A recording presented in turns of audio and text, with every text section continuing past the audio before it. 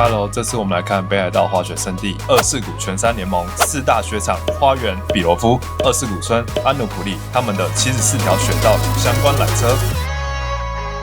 上一季我第一次来到了二世谷，也制作了这部影片，让大家快速了解二世谷的特色、位置、分区与雪场外的部分。有需要这部分资讯的人，可以点右上角或是说明栏去看看哦。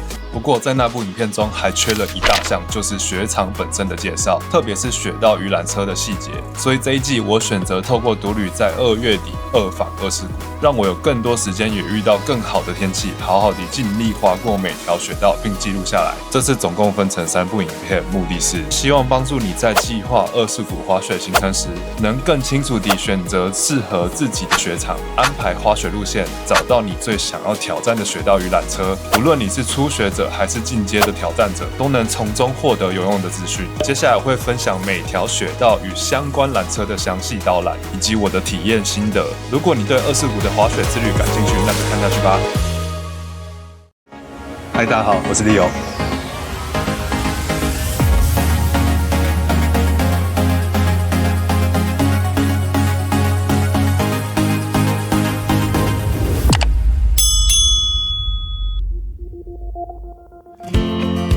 在上一集，我已经带大家快速了解二世谷的4个雪场，并详细介绍了花园的雪道与相关缆车。接着第2集，我们来看4个雪场中规模最大、最热门的比罗夫滑雪场。一样，先附上一张比较表，让大家快速回忆一下这4个雪场的差异吧。有需要的自己暂停截图哦。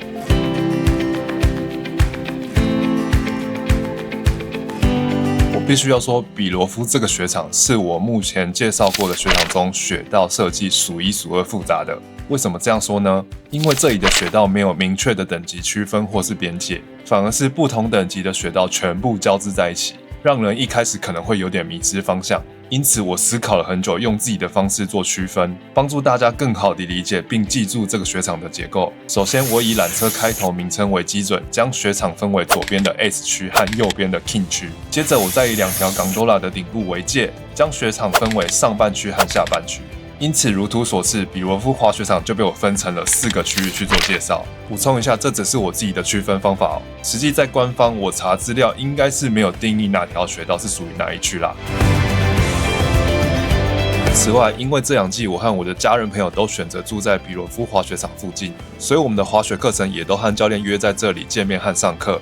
我们总共配合过4位教练，每位教练都各有特色。在接下来介绍雪道的过程中，我会穿插简单分享我们上课的过程经验与心得，希望对想找二世谷教练的你有所帮助。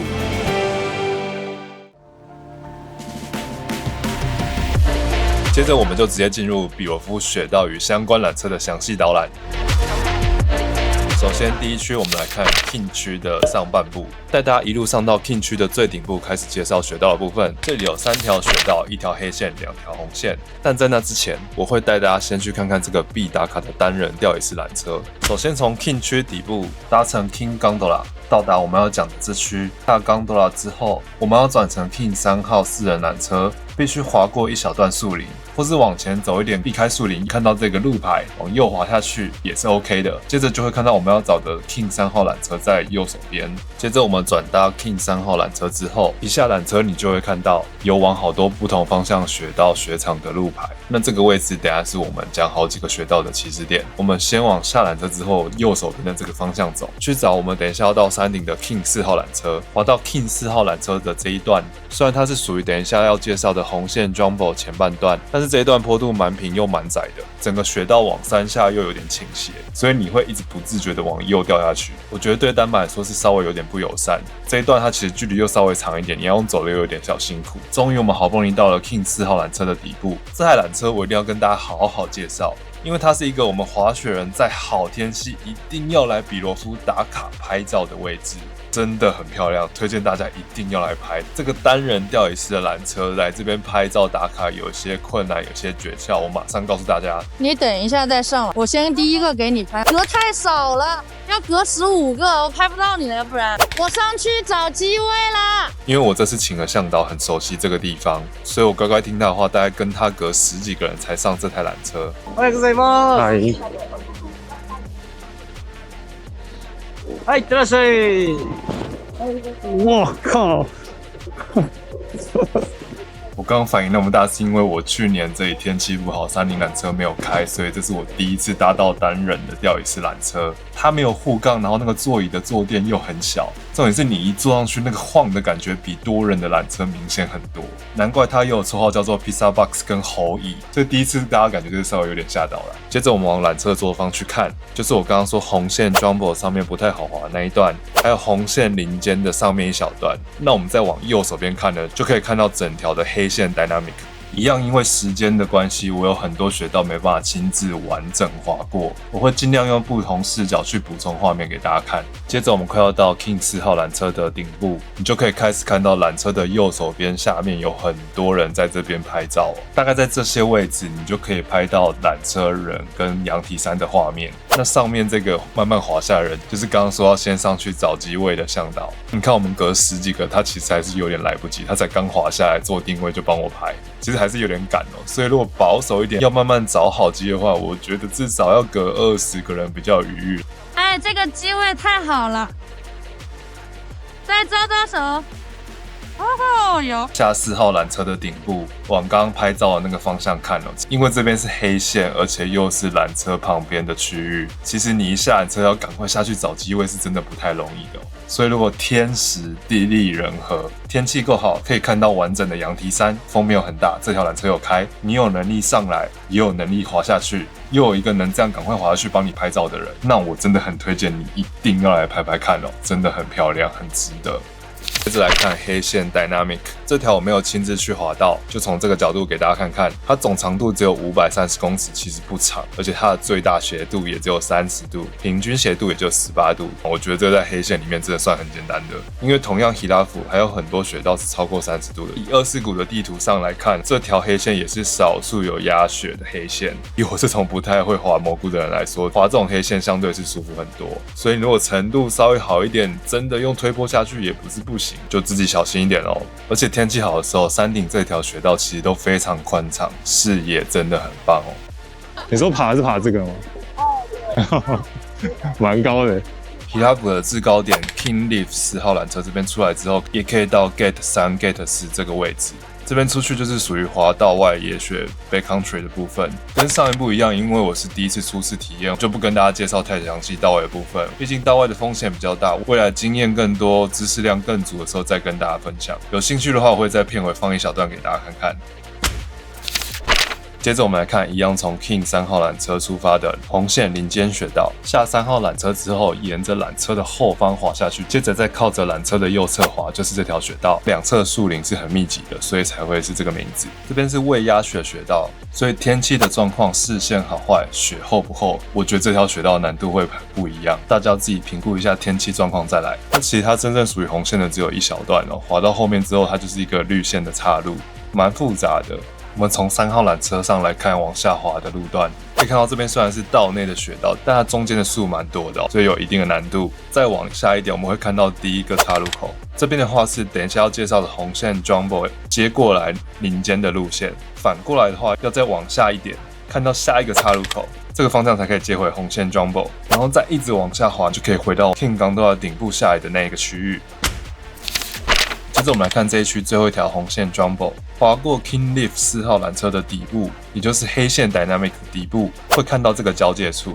左边橘色就是去花园红线羊蹄桑塞雪道这个路线，那右边就是我们要找的比尔夫红线 Jumbo。所以如果你的能力够，可以滑红线、黑线，加上雪场上半这些缆车天气好也都有开的话，那我个人是比较推荐大家从这里在比罗夫与花园之间互换雪场。接着我们往下滑一小段，看到 Swinging Monkey 缆车的顶部之后，右手边我们会看到刚刚介绍过的往红线林间的那个岔路。那左手边滑过 Swing Monkey， 就是花园的 Parallel 红线雪道，这边也是一个换雪场到花园的路线，在第一集也介绍过。那我们继续往下滑黑色的这一小段，因为这边我没有滑到，我用 Google Map 去给大家看，其实非常短，但是它比较陡一点，所以地图上我特别把它标出来。这一段应该还是属于 Jumbo。那这边往下滑之后，一样又会回到 King Gondola 顶部的那一区。那在回到那边之前呢，你会先看到一个可以往左走的雪道，也就是刚刚你从林间左切过来 Jumbo 的这条雪道，它可以再一直斜切到从花园绿线联络滑下来的地方的交界处，这边就可以去找到我们等一下第二区要介绍的绿线 Holiday， 也就是我们第一集的结尾哦。终于要带大家来看看，你从花园走这边换回比罗夫有多麻烦。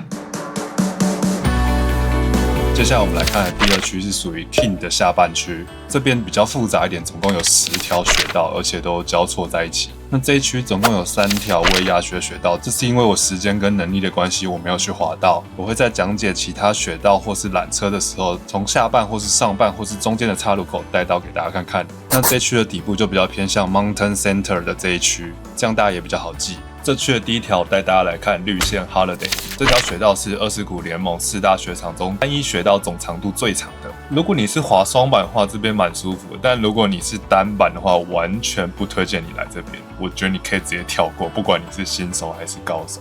因为这个雪道在地图上虽然看起来比例上好像没有很长很弯，直直的，但其实它有2段是非常的平就算了，还有上坡，这2段的长度又稍微有点长，又是分开的，所以你要分2次拖板，用单脚推或是直接抱板走，我觉得其实蛮浪费时间的。Piave 有太多更棒的雪道可以去体验，我觉得这边真的可以跳过。那我们就一起看到底有多麻烦吧。首先在这个坡一开始的这一小段，官方是把它列为红线，就稍微陡一点的。我觉得如果你不怕速度，这一段你可以尽量全速冲，不要减速，但是会有点危险。还是要评估你的技术，因为你会看到前面这里有一个像桥的地方，过了那边之后就会变得非常平，甚至开始上坡。我冲下这个最高速大概是时速47公里多，还是冲不过去，这对我来说已经有点快了哦。如果你们其他人有顺利冲过这个坡，不用拖板单脚推的话，再跟我分享吧。我个人2年2次都没有冲过去，接下来就是一直推一小段之后才可以开始穿板继续滑。这边基本上你只要技术稳定 OK， 都不太会摔了。这一段的话就蛮长的，那它长到你可能会有点不知道你滑到哪里了。那在滑到下一段很平缓的之前，我教你大概怎么判断位置。因为冬天嘛，基本上这边的树都没有树叶，都是枯枝。你会在贴着雪道的左手边先看到一根电线杆，后方马上就看到少数有树叶，像圣诞树的这棵树。记住它是贴着雪道旁边的哦，不会离很远。那这个地方就大概是 Holiday 这条雪道的中间点，你就比较能判断你大概在哪里咯。接下来这个中间点过了之后啊，就是很直很平的一段，而且会越来越平哦。如果你前面维持的速度够的话，这一段很直的是可以撑过去的。但是进入一个 S 弯跟黑线剑琴这条路的交汇处，这边你一定会停住，因为它上坡，不管你前面速度多快，因为你前面其实也快不了啦。我第1年是停住滑不了，第2年我直接摔爆了。卡了！我有发现好几次我在不小心摔倒时，它是会自己停止录影，真的不知道为什么。呵呵，我又摔断一支自拍杆了呀！这是我摔断的第3支了，连新版都被我摔断了。新版这个强度已经很强了，还是被我摔断了。人没受伤就好了，还有我有多备几支，因为我知道我会摔，相机没坏就好，人也没事就好。好烦哦，这一条真的是不喜欢走。选了个 Action 5 Pro，Action 5啊，大标呢？等一下，不知道，可以看到了。我刚刚相机放在头顶上，那个胶因为摔太大力又掉了，还好有人帮我捡到。应该说还好，我发现一路往回走，不然就被捡走。我们继续再往前滑，这段真的又臭又长，已经快要到最后了，大家再忍耐一下。过了我刚刚讲的 S 弯之后，看到左手边这一根雪场边界的橘色杆子，右边这片树林就是未压雪的黑线剑琴下来的地方。那这边一路下去都是非常的平，其实滑不动，而且非常长一段，就是单脚慢慢推慢慢滑。再往前走一小段，你会发现树林开始变得比较稀疏。这里的部分，你往右手边看，会看到一个我之前影片介绍给望洋庄的餐厅。那在望洋庄的2侧，就是另外一条未压雪的黑线，叫做粉雪。那在望洋庄的上方会分为2条，这样下去。先从这个角度先看一下它大概长怎样。再往下走一点我们会进入一个2侧树林都比较密集的树林区。这边其实有一小段也还是很平，延续刚刚你都还没办法穿板滑，直到大概快要接近树林的尾端之后，你才有办法穿上板开始滑。但其实这边都已经快要到下一条绿线。穿上板之后啊，你滑一小段，在右手边就可以看到第一个汇流处。这边你可以看到一个 U 型谷，这里就是黑线粉雪左侧的这一边的下方。喜欢玩 U 型谷的人可以来这边试试看哦。那我们再往下走一点，就可以接到绿线望洋的下半部。终于，我们 Holiday 这一段结束啦。大家现在可以理解为什么我之前说这条真的很麻烦，可以避免不要来就不要来吧。单板来滑，我觉得真的有点浪费时间，没有这么好玩，再怎么快应该也要花个10分钟去滑完这一条。如果跟我一样比较不顺，在中间会停下来会摔的话，那至少15分钟到20分钟咯。接着我们又回到 King 的三角了，透过这个视角跟大家讲一下这边比较重要的3个建筑物。最左边就是属于 King Gondola 的这一栋，中间这一栋是 Mountain Center， 是你吃饭换票的地方，还有一些可以买东西的地方。那最右边这边还有一个缆车的底部是属于 King Holiday。如果你单纯只是想要重复滑绿线望洋这条雪道，或是去望洋庄吃饭的话，那就直接搭这条缆车吧。介绍这条绿线望洋，我会顺便带到上一季我们配合过了其中一个教练，因为这次上课的2位他们都是属于只滑过1-2次比较初学的，所以在希拉福这边教练是选择这条绿线上课。Hello， 我是Sean，对，可以叫我石头。他也是就是 Carry 的滑雪学校的教练 ，Snowman 的教练，对对对。正面 OK， 正面 OK， 对，抽赛还有 OK， 好，上缆车有上过吗？有，是有跌倒，1年前的事，好，没问题。稍微帮你们重新复习一下，稍微检查一下你的鞋子有没有穿好。眼睛看前面，好，慢慢的开始踩脚跟，身体抬，后出。右手的你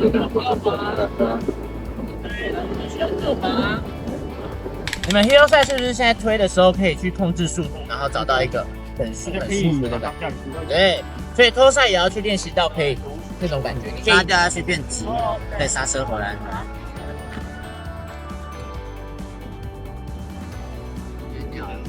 可以吗？好，那记得直板不要太久了，有直了就要赶快回来咯。哎，不要太高，对。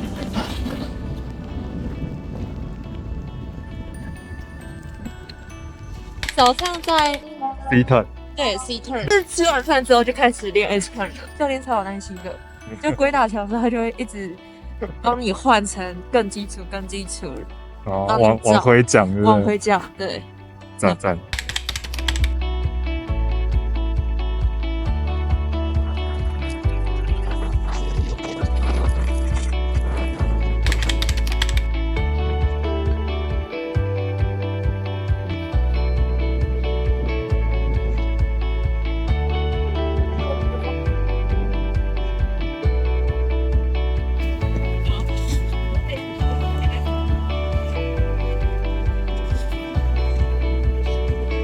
主要是现在重心没办法完全的放到他的前脚，对，所以要慢慢去。对，好像蛮明显的。对，你们那一点重心很好，就是慢慢的把感觉滑对，然后刹车的效果要可以自己控制再好一点点，就是比较拉还是这么小。好，我们的主持人，欢迎来玩。看完这位教练后，刚刚学到的介绍画面比较破碎一点，所以由我来亲自滑过。到刚刚我们提到的这一条 Holiday 缆车之后，我们会先在缆车的一开始的右手边看到这里唯一的一个输送带，但这边应该是限定雪场的学校才能来上课用。搭乘缆车准备下缆车时，在正上方就可以看到这个望洋庄。所以刚刚提到，你如果要去那边吃饭，下缆车之后就可以直接从这边爬上去。那我这边没有进去，我就直接往右转，就可以去滑绿线望洋的上半段。在滑下去之前，左手边会先看到黑线粉雪，左边滑下来的下方。接着往最左边看，这边很多人排队，这边啊，就是我刚刚提到 U 谷的入口处，一路往下滑，就会滑到我们刚刚从绿线 Holiday 出来的这个出口。老实说，我觉得这条绿线其实不是一个初学者最完美的练习雪道，因为我觉得它的坡度不是很平均，前段比较平，后段比较陡。面对山下右边这一侧，整个雪道又是歪的，所以比起这一条，我觉得还是花园的 Juicy Fruit 比较适合完全零的初学者。而且我们刚刚从绿线 Holiday 出来的那个路口，其实很多人会冲很快，直接冲下来。望洋的下半段又比较斜一点，所以大家速度都很快。我觉得其实这里蛮容易不小心撞到人，或者是被人家撞到。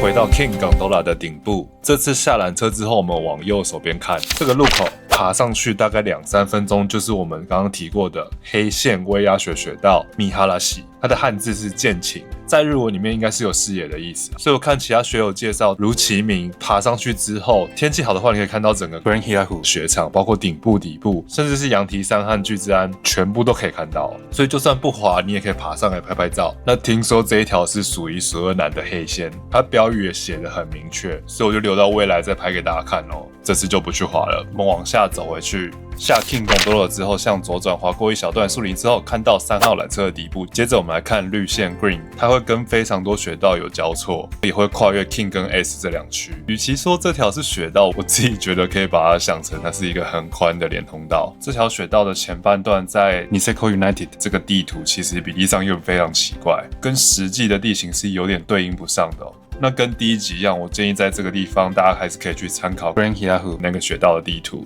会比较准确一些。但这边因为完整性的关系，我还是以 United 这个地图去做介绍。首先我们会看到一个汇流处，这边的话它下来其实不是雪道，蛮多人会直接沿着 King Gondola 下面滑下来，就算是夜滑，晚上其实也有打灯。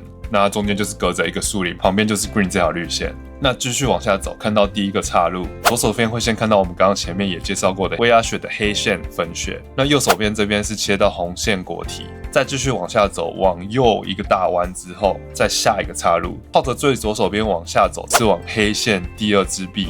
那回头往右手边看，这个汇流处就是红线果体下来的地方。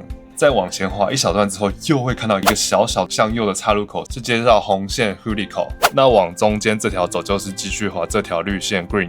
那左手边这边下去黑黑的这一块是夜间没有开的，另外一条威亚雪的黑线温泉泽。那我们再往前滑一小段，回头往右上方看，这也就是刚刚讲的红线 Huriko 的汇流处。从这里开始，我们其实就已经回到 S 区了。继续往下滑这一小段啊，平行在温泉泽旁边的绿线 Green 其实是会越来越窄的，所以这里的话前面有牌子叫你一定要减速，因为这里人蛮多的。那因为我要继续介绍 King 区，往下滑再进到下一条红线之前的左手边，你会看到这个告示牌，这里左转过去就会看到一个连通道的入口，它可以从 S 区的下方回到 King 区的下方。那因为这个方向我没有滑过，简单用反过来的方向带大家看看。基本上你滑过去之后，左手边就可以看到刚刚黑线温泉泽下来的地方。如果你要去 King 区，一直靠着左手边走，才不会又回到 S 区。一样沿路一直靠着左手边滑，你会看到一个小隧道，它上面是一个跳台，穿过它你就可以回到 King 区啦。接下来我们来滑红线果体，这条虽然归类在 King 区，但你如果要完整的滑过它，它有2个地方可以下来，就是在 S Gondola 的后侧，看到 S Hill， 沿着 S Hill 这边滑下去，就是2条红线的顶部，也就是这里。那另外一条呢，我们前面有介绍过 Beginner SS， 往下之后，在右手方会先看到一个目前好像没有在用的缆车站，它旁边是有一个通道可以接到果体的顶部，也就是这个位置。我觉得果体这条红线没有太特别。从画面上很清楚，它的右边树林其实很稀疏，也有很多空白处，是跟红线 Huriko 是连在一起的。那左边我们刚刚有提过嘛，就是绿线 Green 那边可以连过来。那果体跟等等我们要滑的黑线第2臂，它的数据在官网是共用的，所以实际上我觉得它的坡度并没有很陡，体感上跟我前面讲过花园的羊蹄 Sunset 是差不多的，所以这条我也很喜欢。以我目前程度在这边练习，我觉得是还蛮不错的，也很宽敞。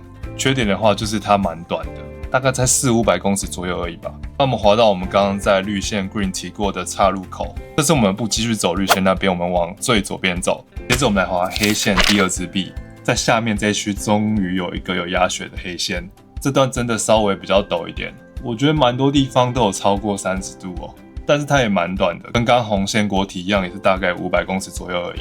那这边也是很单纯的直直向下，没有任何岔路口。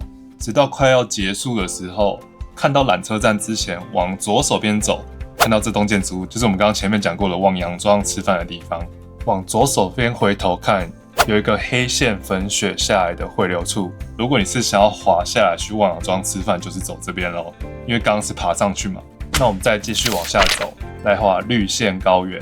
这条绿线其实是跟我们刚刚前面提过的绿线望洋是平行而且合在一起的。我们靠着右边走，基本上就是高原。所以它刚好会跟望洋相反，它的雪道会往左边歪一点下去。沿着这条雪道的最右边，首先会看到我们刚刚有提过的那个隧道。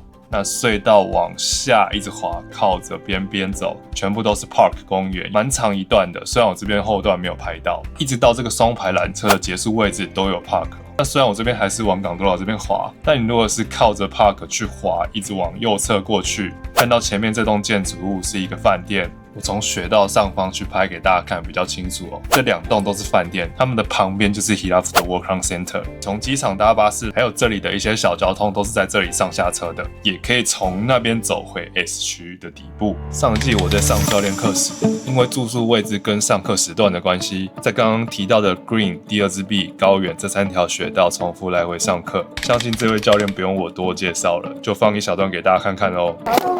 好，眼睛看的地方很重要。蹲，起来，蹲，太慢了，太慢了。上半身要跟上板子，都差不多在这边的时候，重心有时候会跑到后面。告诉自己，前面没有危险的，不要怕。手踝跟膝盖是接的哦，手不要动，对，对。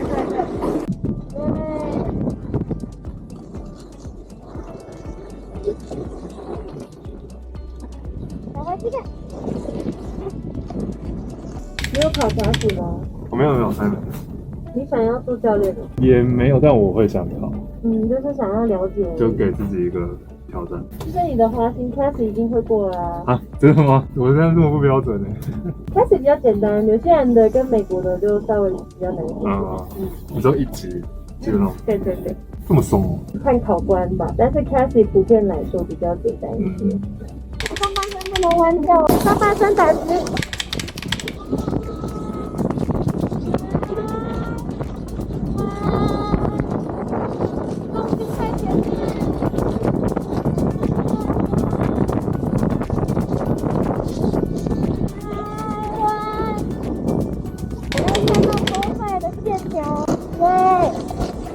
更要立起来，来往前压，对。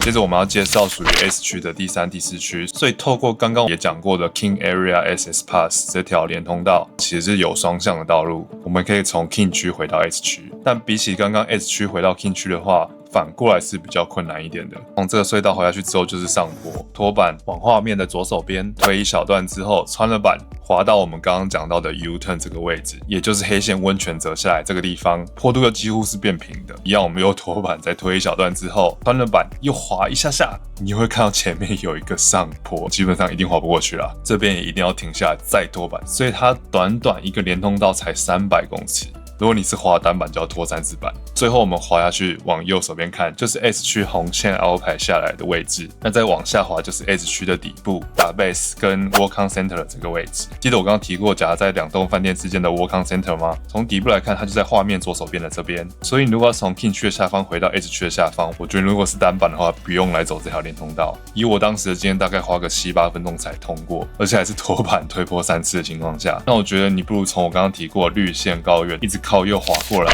再走个3到5分钟，是下坡路段，其实蛮轻松的，不会花太长的时间，就一样可以走到这里。我觉得是相对轻松的。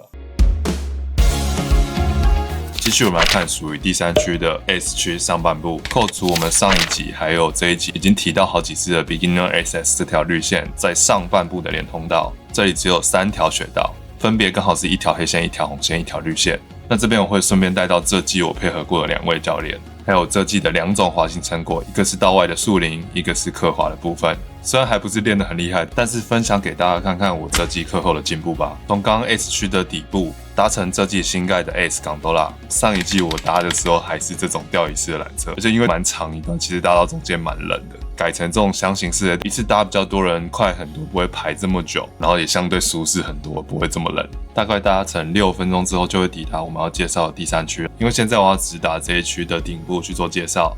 那如果没有因为天气的关系，前面这个没有开的话，直走出去就是我们等一下要搭乘的 S3号缆车。那如果前面这个门关起来，从右手边出去，首先会看到刚刚提过的 S Hill， 那往左手边转也马上也可以看到 S3号缆车。那往它的右手方走，就是去 Beginner SS 绿线这条联通道的方向。这个 S Hill 旁边啊，去年其实还有一个指标性的打卡点，就是温度计，但现在拆掉了，蛮可惜。还好我上一集有拍到。那我们搭上 S3号缆车，大概又花了5分钟之后，下缆车看到有2个方向指标，那我们要往左边走，滑一小段下去，才可以接到 S 的4号缆车。那 S 4号缆车是属于山顶缆车，这里常常会因为天气风大，常常没开，有碰碰运气。如果天气好，视野很好的时候，我推荐大家在这边跟羊蹄山拍照。这个位置因为视角的关系，羊蹄山会感觉非常大。我觉得比起其他地方拍是看起来很壮观的。看这边我拍了好几张，这季接近2月底来滑，真的很值得。接着我们转到 S 4号缆车，这边大概也是要花5分钟搭乘，所以不考虑排队啊、转乘啊，光搭缆车从 S 区的底部上到山顶的话，至少要花16、17分钟左右吧。我觉得这边上到山顶会比 King 区快一点。King 区搭缆车时间虽然差不多，但它2段都要滑一小段，而且都不太好滑，总体花时间会比 S 区长很多。但排队人潮如果也考虑进去的话，其实就不一定了。在 S 4号缆车搭乘时，可以看到左手边跟右手边都是未压雪的黑线。左手边是属于Niseko Village 的 Snowcrow， 右边则是等一下我们马上要去滑的 Large。下缆车之后往左手边走，如果你能力够的话，可以直接从这边横切换雪场到Niseko Village跟 Anupli。右边一样，如果一直横切的话，就可以到花园滑雪场。如果只是右边下去一小段就往下滑，在 King 4号缆车与 S 4号缆车之间这一区都是属于黑线 Large。我觉得山顶这一整区啊，它在天气好的时候视野蛮好的。就算是未压雪，我自己体感滑的感觉不是非常困难。但是如果你是第一次来，又下大雪，视野非常不好，比如说我上一季遇到这个情况，其实你很难分辨你的位置在哪里。我那时候完全是凭感觉一直横切去我要去的方向，因为这边是未压雪嘛，雪非常深非常厚，我觉得相对是难滑蛮多的。你要有滑粉雪的经验比较好滑。所以如果路线不熟悉，能力不够，天气又不好时，我不建议你上来这里。但你如果不上来这边，又想要换雪场，还有其他办法吗？有。如果你是要去花园的话，请参考第1集；如果你是要去 Niseko Village 的话，请参考下一集。但我等等也会稍微提到。至于 Anupli， 你如果不上到山顶是没有办法换雪场过去的，只能从山脚下去搭巴士。这我们继续看好天气往下滑的画面。当时我滑这条雪道的时候，比较靠左侧滑。所以又看到我们刚刚在第1区介绍过的 King 3号缆车的顶部。那我们等一下马上要接着介绍绿线喜拉嘎巴，就是白化那条绿线。你可以看到从 King Lift 3号缆车下缆车之后，左手边跟刚刚去 Jumbo 反方向又有一个弧线的连通道，就是地图上绿色这条虚线，一样也可以回到 S 3号缆车顶部这个方向走。滑一小段之后，我们就沿着 S 4号缆车一直往下滑，看到刚刚的 S 3号缆车顶部。而这视角我们会看到3个岔路口。最左手边，在红色这栋小屋和 S 3号缆车之间这一个路口，就是去红线 Center 的路；在 S 3号缆车与4号缆车之间的这个路口，就是往绿线喜拉嘎巴的路。那最右手边就是我们下一集要提到的，如果你不从山顶走，要怎么走路去 Niseko Village？ 这也是一条用走的连通道。我们进入到绿线白化，这条算是希拉府最山顶的绿线，长度有接近1公里，也是非常的笔直宽敞。道内的部分我觉得是很简单的。那你如果跟我一样有倾向到，在这个雪道的左手方其实有一个比较稀疏的树林，可以去稍微挑战看看。如果觉得不行，随时也都可以马上切回雪道，其实不是非常的难。我觉得是相对安全一点点，但是建议还是要有人带啦。前面一直没有介绍我这个向导，那接下来就是我们滑这一小段树林的互动画面。叫你小熊就好吗？大家都叫你小熊。对啊。主要他今天带我滑道外啦。好，因为我是玩粉雪为主的。好，我们进那片树林，我带你滑这个。你滑这个蘑菇会滑吗？不会。那个沟沟壑壑，在沟沟壑壑里面提前看好路线，转，沟里面转，然后在沟里面压前刃。OK， 转。好，走前刃。好，看着前面的右拐弯，右拐弯。继续，还有路。好，右拐弯，对，这个就是全地形，哇，滑得不错啊，这个弯，呜呼，冲出去了，可以嘛？您那2个弯滑得不错嘛，这种地形很好玩。对啊，是好玩的，很练技术的，练你的灵敏度。我的弯做的不够小。对，所以说这个就是考验你的换刃时机，滑得流畅。好，转，对，转，前刃在后，哎。呜呼，帅！再滑一下啊！对，然后在左边那个，对。你可以看到那天的雪况啊，这边被很多人滑过之后，我觉得有一点点折到的感觉，对我来说也是稍微的困难，没办法很轻松的去滑这个那尽量不要太靠左边到缆车的下面。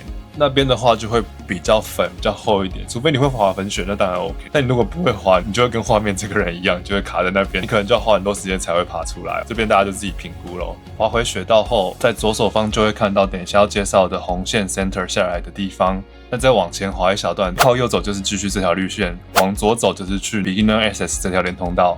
那滑一小段就回到 S Gondola 顶部这个地方了。我们今天的阿什谷全山导滑课下课了。在介绍这一区最后一条红线 Center 时，我会同步介绍这2季以来最后一个配合的教练，他的教学风格、讲话的方式、教学的态度、喜欢且擅长的滑行风格，都是我目前遇过最喜欢的，跟我的想法也蛮相似的。透过简短的访问来让大家了解他一下吧。对，叫 Aaron， 我滑了这是第3年，但是其实我每一年会滑2季。第1年的话，我是7月份开始学的嘛，等于说我是第2年的，在纽西兰的时候，对，新西兰，然后1级就过了。对。然后后来2级是在2级的滑行，我是考完1级之后就紧接着就考了，接着考。对。然后我2级滑行过，但是呢，当时教学还是欠缺一些。真正开始教学是在去年。对。然后来了24谷才正式加入学校。对的。然后我是真的就基本上每天都教。今天你也跟我说了，你对于刻滑的这个朝向啊，也是比较偏。刚好偏欧式那边，对，刚好你也是比较擅长，刚好对，所以也是很巧。初学也可以找你吧，都可以。初学对也可以找我，都可以找我。OK。那当然进阶一点，像我比较喜欢巴氏刻滑，欧式一点，因为我也很喜欢刻滑，我更喜欢教刻滑的内容。我终于找到想法比较相同的，对于日式刻滑的想法。对，其实我认识华人，就是喜欢这种欧式的这种刻滑。还是挺少的。对啊，因为它欧式的刻滑没有那么适合我们亚洲人就美国了，对，比较更适合欧洲人。我觉得真的要练这东西，季外的时候要很努力训练肌肉了。对，不然真的蛮吃力的。对，还好我这季有加强，我大概2个月吧，1个月要练到3、4天，然后有特别练练腿的部分，对吧？所以有比较好一点。这次下 S3号缆车之后向右转，就是我们要去的红线 Center。在这个雪道的开头会有一个红色的小屋，旁边有一个钟，你滑过去可以敲它一下。后面这一段是我跟教练在上课的时候，请摄影师帮我们拍的片段。这条红线也是相对宽敞简单，它的坡度不算陡，我觉得更适合去做一些细节的动作调整。那雪道就不多介绍，这一段就当做给大家看看这一季上课后的滑行记录。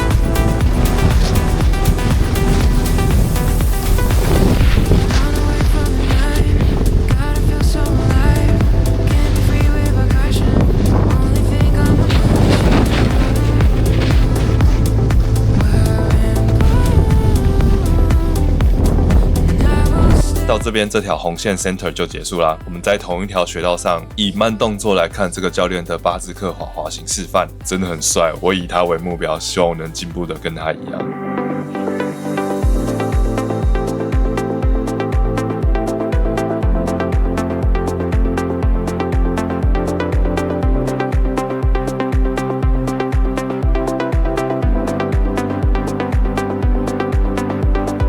记得是我的慢动作滑行片段，跟教练这样一比较之下，真的还差很多，还有很多我要努力去练的部分。因为这一集片长已经很长了，这一堂课我上了7个小时，其实细节我也拍了非常多，但是没办法剪在这一集。大家如果对巴兹克滑的细节教学有兴趣，再留言告诉我，我会再考虑剪成另外一部影片分享给大家。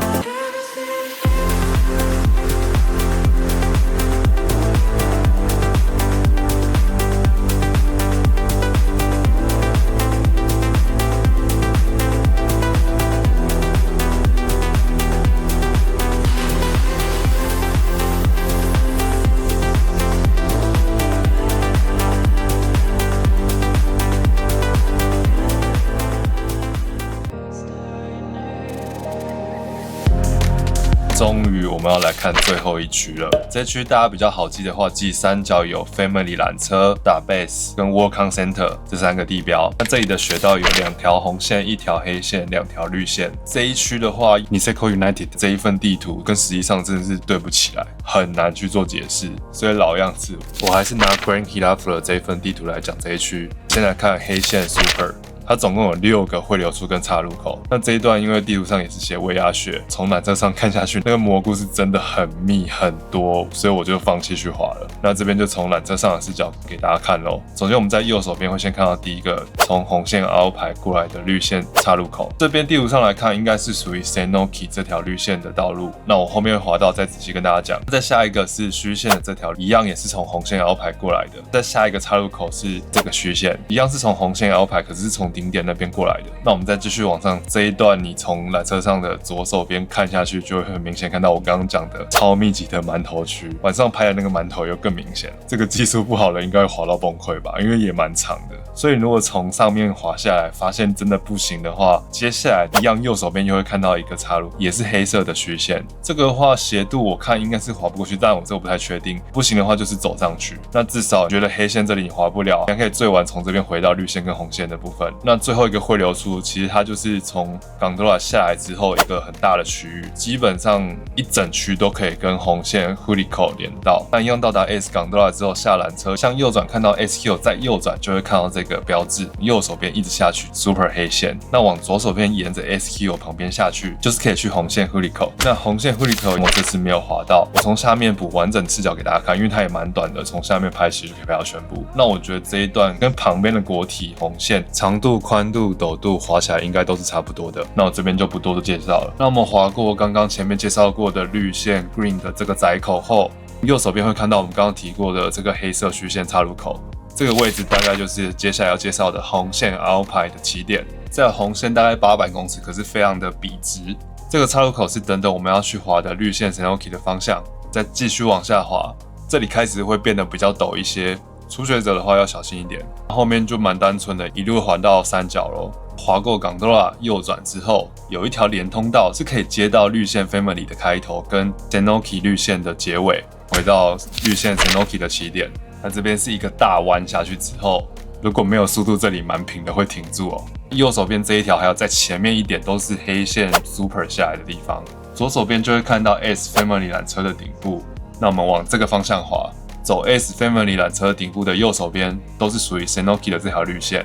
过了 S Family 缆车顶部之后，往左手边这边又有一个连通道是回到 Alpine 的，我不建议大家走这条，因为它到中间也是一样会变成上坡，单板的话一定会卡住，我觉得没有必要啦。你中间这条继续往下滑，可以更轻松的回到 S Gondola 的底部这边，靠着右边滑，继续把这条 Senoki 走完，接到绿线 Family， 就是 Hilafler 另外一条适合完全零的初学者做练习的地方。这边下面蛮长，是很拥挤的，而且它并没有很宽敞哦，所以我觉得还是之前介绍过的花园那条绿线比较适合，或者是我们后面要介绍的 Anupli 也更适合。然后就回到 Family 缆车的底部，我就住在这个地方的左手边，非常方便。终于我把这个超复杂的 Grand Hilafler 雪场介绍完了。今天我主要是拍摄 Hilafler 的路线，我努力把它拍完，没有每一条都滑到了，但是尽量都有拍到给大家看。那我自己觉得花园回来 Hilafler 面对雪场的最右手边那一条绿线，那个有够平，那一段很累，我也是在那边摔到很痛，其他地方反而没有什么摔。就撇除那里，我觉得其他地方就算是绿线，其实都蛮陡的，它没有什么平的。大家如果还有任何疑问，一样可以在底下留言告诉我，然后我会尽量回答大家的。如果这些资讯对你有帮助的话，请订阅、按赞、加分享。你这口介绍完之后，还有其他影片，大家再继续关注，记得开启小铃铛，你才不会错过未来的新影片。好，大家下次再见，拜拜。这个是在三体线上面，所以一会脚抓地力，脚踝要更加锁死，让它